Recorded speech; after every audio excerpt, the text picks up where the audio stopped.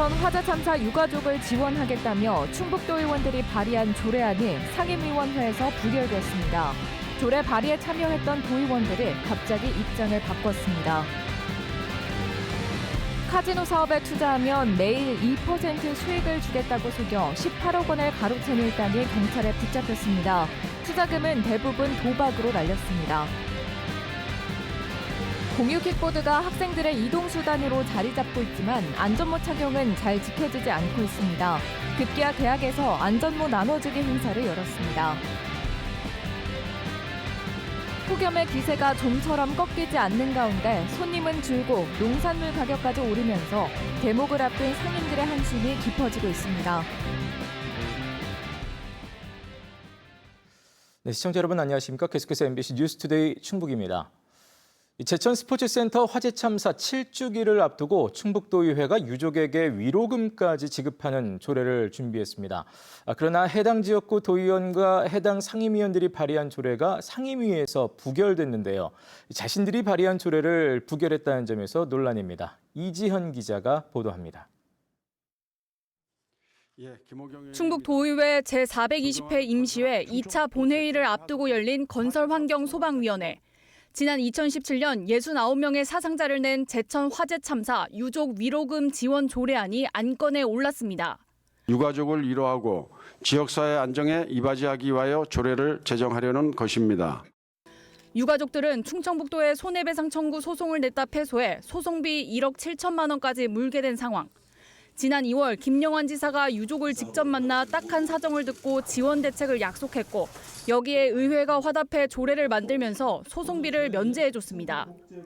그리고 이번에는 지원금까지 줄 수 있도록 또 다른 조례를 만들려고 한 겁니다. 지원 조례안에는 전체 도의원 35명 가운데 22명, 과반이 이름을 올렸습니다. 특히 상임위원은 7명 중 황영호 의원을 제외한 6명이 동참해 무난하게 본회의에 올라갈 것으로 예상됐는데 정작 상임위 문턱을 넘지 못했습니다. 표결했는데 찬성 셋, 반대 둘, 기권 둘로 과반인 4명이 안 돼 부결된 것. 3명이 자신이 발의한 조례에 찬성하지 않은 겁니다. 이유를 묻기 위해 조례안을 발의한 위원 가운데 대표 발의자를 뺀 5명에게 찬반 여부를 확인해보니 4명은 답을 하지 않았고 단 1명만 자신이 번복했다고 털어놨습니다.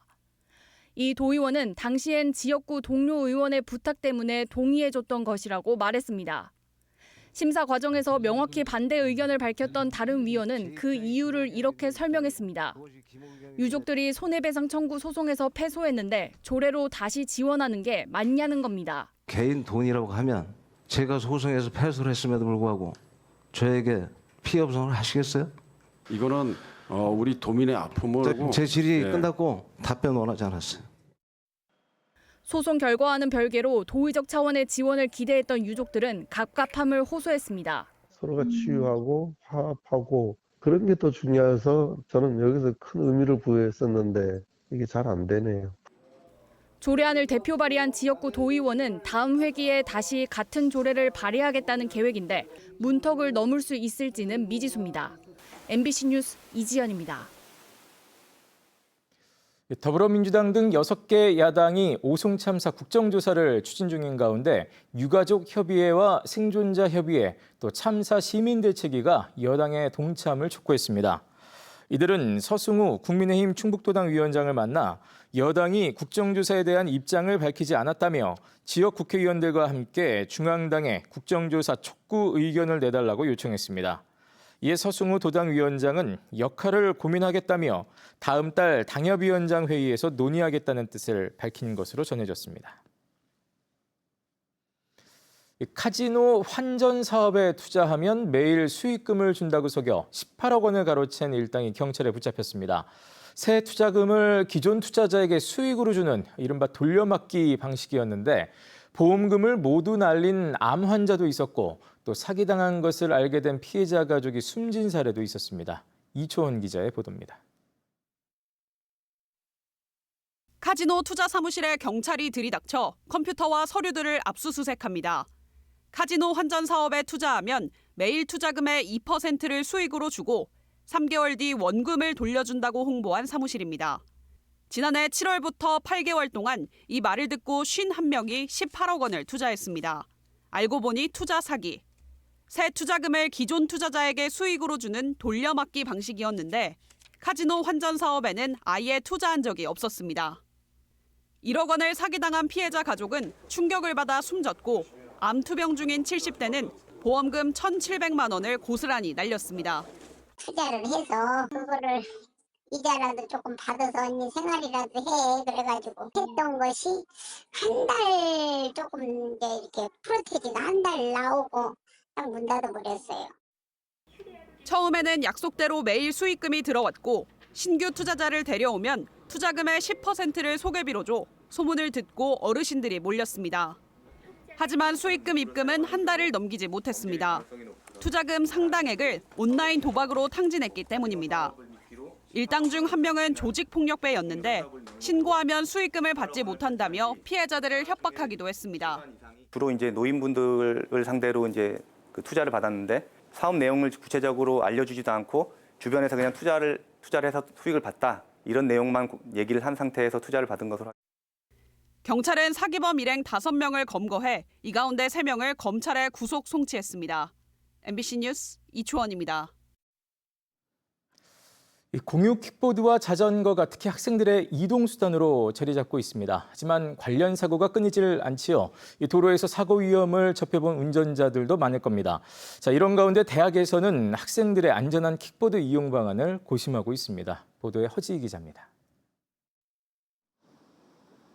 1교시를 앞둔 대학 등교 시간. 경찰이 본격적인 단속에 앞서 헬멧 착용을 홍보하고 있습니다. 5분여 만에 미착용 학생들이 줄줄이 적발됩니다. 범칙금 2만 원이에요. 헬멧 미착용 시. 최소한의 안전장비를 귀찮음을 이유로 갖추지 않은 경우가 많습니다. 걸려 있으면 쓰는 편이긴 한데 귀찮음이 제일 큰 거 같아요. 헬멧 쓰는 거에 대한 귀찮음. 학교 내에선 언덕이나 방지턱을 넘다 벌어지는 잔사고도 끊이지 않습니다. 내리막 경사가 좀 심하다 보니까 내려오다가 갑자기 튀어나오는 차량이랑 부딪힐 뻔한 그런 사건이 있다던가. 이 때문에 학내 이용 규제 방안도 나왔지만 교통 편의를 넘지 못했습니다. 학생 거주 지역부터 학내까지 이동 거리가 1, 2km에 달해 이미 통학 수단으로 자리 잡은 겁니다. 결국 개학 시즌이 되자 헬멧을 나눠주는 행사까지 마련했습니다. 학내에서 교통법규를 준수하는 중요성을 인식하고 꼭 실천해 주기를 바라는 마음에서 캠페인을 벌이게 되었습니다. 헬멧 착용은 의무화됐지만 공유업체는 제공을 꺼리고 있습니다. 날씨가 안 좋을 때에는 그 안전모에 그 물이 들어가서 그 착용하는데 상당히 곤란하기 때문에 그리고 관리에 어려움이 있어서 공유형 이동장치는 안전을 위한 정교한 공존 방안이 계속 마련되어야 하는 상황. 학교 측과 공유업체는 학교 주변에선 오전 8시부터 밤 8시까지만 운행하도록 통신 음영 지역을 설정하고 학내에선 시속 20km 이하로만 최고 속도를 조절해 놓은 상태입니다. MBC 뉴스 허지입니다. 전국 의대생 학부모연합이 단식 투쟁 중인 의대 교수들을 방문해 정부의 내년도 의대 증원안 원점 재검토를 요구했습니다. 이들은 충북대 의대 첨단 강의실을 찾아 수시 접수가 시작됐다고 의대 증원이 마무리됐다는 것은 착각이라고 주장하며 교수들과 끝까지 함께 투쟁할 것이라고 말했습니다. 앞서 최희복 충북대병원 교수 비대위원장과 강원대병원 고대의료원 교수 비대위원장은 의대 증원 철회를 요구하면서 지난 9일 삭발식과 함께 단식 투쟁을 시작했습니다. 충북 지역 진보 시민단체들이 한국학력평가원 한국사 교과서를 친일, 독재, 미화라고 주장하면서 검정을 취소하라고 촉구했습니다. 전교조 충북지부와 충북 역사교사 모임은 어제 공동 기자회견을 열고 친일 독재를 옹호하는 역사 교과서는 반민주적이고 반헌법적이라며 교육부가 부실 검증에 대한 책임을 져야 한다고 주장했습니다. 충북 시민사회단체 연대회의도 성명을 내고 뉴라이트 역사관을 바탕으로 만들어진 오류투성이 교과서라고 주장하며 교육부 장관의 대국민 사과를 요구했습니다. 밤기온이 떨어져 이슬이 맺힌다는 절기상 백로도 진작 지났습니다만 무더위가 지금까지도 이어지면서 사상 첫 9월 폭염경보가 내려졌습니다. 추석 대목을 맞은 상인들은 높은 장바구니 물가에 폭염까지 겹치면서 이중고를 호소하고 있습니다. 전효정 기자가 전해드립니다. 시장 안에 안개 형태의 물과 바람이 분사됩니다. 가을철 한낮 기온이 35도를 넘어서면서 온도를 낮추려는 겁니다. 상인들은 흐르는 땀을 부채질로 달래보지만 더위를 피하기엔 역부족입니다. 청주에는 한낮에 폭염경보가 내려졌는데 9월 폭염경보는 기상관측 이래 처음입니다. 45년 장사했는데 처음이요. 지금 처음이라고. 이렇게 더운 거. 말복 지나면 좀 시원했어요. 근데 지금은 여름보다 한여름보다 더 더워. 추석 대목을 앞두고 폭염이 길어지면서 상인들은 비상이 걸렸습니다. 생선을 판매하는 매대에서는 연일 기록적인 더위에 하루 50kg 이상의 얼음을 수시로 채워넣고 있습니다. 작년 같은 기간보다 얼음 사용량이 4배 남았는데 하루에 얼음값만 5만 원입니다. 더우니까 얼음 더 많이 들어가고 힘도 더 들고 얼음 너무 물 나오잖아요. 물 버리는 것도 힘들어졌고 노동해 완전히. 정육점은 고리에 걸어두던 고기를 모두 냉장고로 옮겼는데 좀처럼 잘 팔리지 않습니다. 어른들은 냉장고 있다는 거를 생각을 잘 안 해요.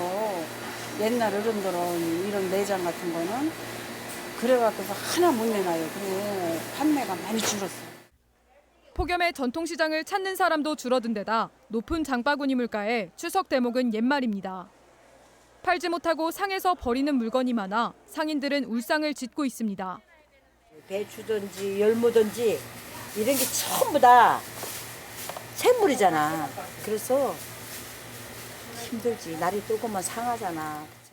기상청은 이번 무더위가 오는 16일까지 이어지겠다고 예보했습니다. MBC 뉴스 전유정입니다. 건국대 충주병원 응급실 파행 운영에 따라 충주시가 추석 연휴 기간 응급진료체계 운영 계획을 밝혔습니다. 이에 따라 충주시 보건소는 연휴 기간인 16일과 17일 일반 진료를 보고 보건진료소는 14일부터 18일까지 닷새 동안 하루 3곳씩 운영합니다. 또 응급실을 운영 중인 충주미래병원은 오는 14일부터 18일까지 24시간 진료하고 충주의료원은 기존대로 24시간 응급실을 운영합니다. 그리고 충주 별산부인과에서는 24시간 응급분만을 할 수 있도록 조치했습니다. 단양군립보건의료원이 추석 연휴 기간 24시간 응급의료 체계를 유지합니다. 단양군은 보건의료원의 연휴 기간 응급의료 인력을 배치하고 당직 약국과 의원도 지정한다고 밝혔습니다. 또 연휴 기간 매일 공무원 30명이 출근해 주민생활과 관광지 관리 등을 하는 한편 분야별 기동반을 가동하기로 했습니다.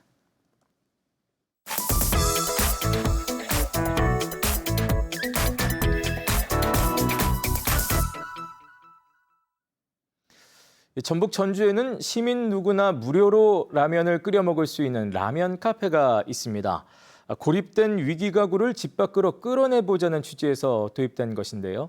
2달 정도 지난 결과 호응이 좋아 종교계에서도 동참하고 있습니다. 전주 MBC 허연호 기자입니다. 보글보글 끓어오르는 소리와 함께 맛있는 냄새가 공간 한켠을 가득 채웁니다. 선반에서 라면을 꺼내 냄비에 담고 기계 위에 올리기만 하면 끝. 별다를 것 없는 편의점이나 라면 카페의 모습처럼 보이지만 이상하게도 결제하는 점원이 보이지 않습니다. 주민이면 누구나 기부받은 라면을 무료로 끓여 먹을 수 있는 공간이 복지관 안에 마련된 겁니다. 혼자 있는 것보다 이웃들 말하자면 여럿이서 볼 수 있고 말할 수 있어서 좋고 또 서로 말하다 보면 웃을 일도 있어서 좋고. 도통 집 밖으로 나오지 않는 고립된 위기 가구를 사회 밖으로 끌어내보자는 취지로 모두 6개 사회복지관에 설치됐습니다. 지난해 7월 평화동의 한 복지관에서 아이디어를 내 운영해본 것이 그 시작이었습니다. 1년 남짓 운영해보니 누적 1,700여 명이 찾았고 이 중 42가구는 실제 사회복지 상담으로 이어져 지원 가구로 발굴되기도 한 겁니다. 정식 운영 2달여 라면과 김치 등 기부는 물론 성과도 조금씩 나타나고 있는 모습입니다. 청년들도 있고요. 중장년 분들도 계시고 어르신 계층도 계시고 집 밖으로 일단 나오셨다는 부분이 가장 큰 의미가 있다고 생각을 들고 4대 종단도 취지에 공감해 새로운 공간을 제공하거나 기부 활성화를 위한 홍보를 펼치는 등 사업을 적극 돕기로 했습니다. 그런 낙인감 없이 편안하게 나와서 함께 라면이라고 하는 것을 매개체로 해서 어울려 사는 공간으로 나올 수 있도록 이끌어주는 이것이 참 취지가 좋다는 생각을 합니다. 남는 공간에 라면 기계 정도만 놓으면 되다 보니 6개 공간을 마련하는 데에 든 예산은 4천만 원. 이른바 가성비 좋은 사회복지의 모범 사례로 만들어갈 수 있을지 주목됩니다. MBC 뉴스 허윤호입니다.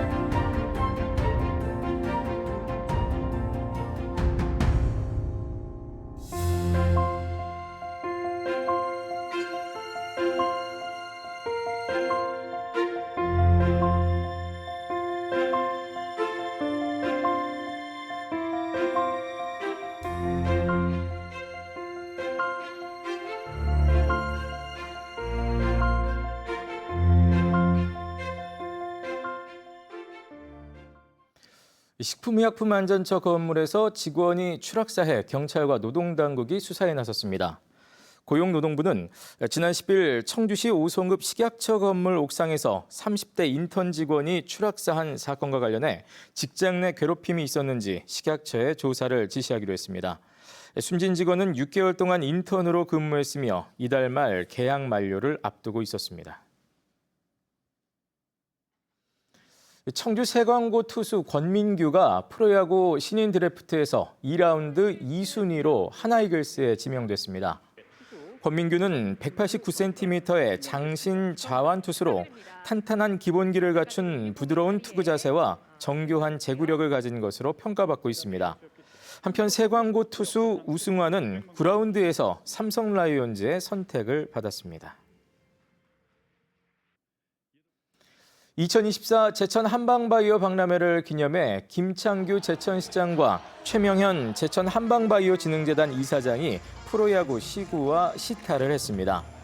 어제 대전 한화이글스파크에서 열린 한화이글스 대 삼성 라이온즈 경기에 앞서 김창규 시장은 시구를 하면서 관람객들에게 박람회 참석을 홍보했습니다. 또 경기장 출입구 주변에 부스를 설치해 제천 한방엑스포공원에서 다음 달 2일부터 열리는 박람회를 홍보하고 선물을 나눠줬습니다. 괴산군이 인구 4만 명을 회복하기 위해 2030 인구정책 추진 전략을 발표했습니다. 송인원 괴산군수는 어제 기자회견을 열고 오는 2030년까지 연간 출생아 100명 이상, 인구 순유입 4,000명 달성을 목표로 2,604억 원을 투입해 100대 세부 사업을 추진하겠다고 밝혔습니다. 결혼 장려와 임신, 출산 지원 등에 가장 많은 1,010억 원이 투입되며 청년 인구 유입과 귀농귀촌 지원 등에도 277억 원이 투입됩니다. 청주시의 9월 정기분 재산세가 지난해보다 늘었습니다.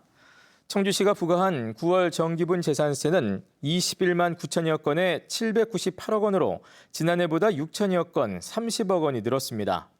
이는 신축 아파트가 증가하고 개별 공시지가가 상승했기 때문입니다. 청주시는 3%의 납부 지연 가산세 등 불이익을 받지 않도록 기한 내 재산세를 납부하시기 바란다고 밝혔습니다. 제6기 청주 상생발전위원회가 위촉식과 함께 활동을 시작했습니다. 상생발전위원회는 2014년 제1기를 시작으로 청주시 설치 및 지원 특례에 관한 법률과 조례에 따라 상생발전 방안의 이행과 점검을 위해 운영되고 있습니다. 상생발전 방안은 청주청원 통합 당시 시민단체가 건의한 75개 사업으로 구성됐습니다. 이범석 청주시장은 청주청원 통합이 다른 지자체의 본보기가 된 것은 주민 갈등이 발생하지 않도록 위원회가 조절한 덕분이라고 밝혔습니다. 네, 뉴스를 마칩니다. 고맙습니다.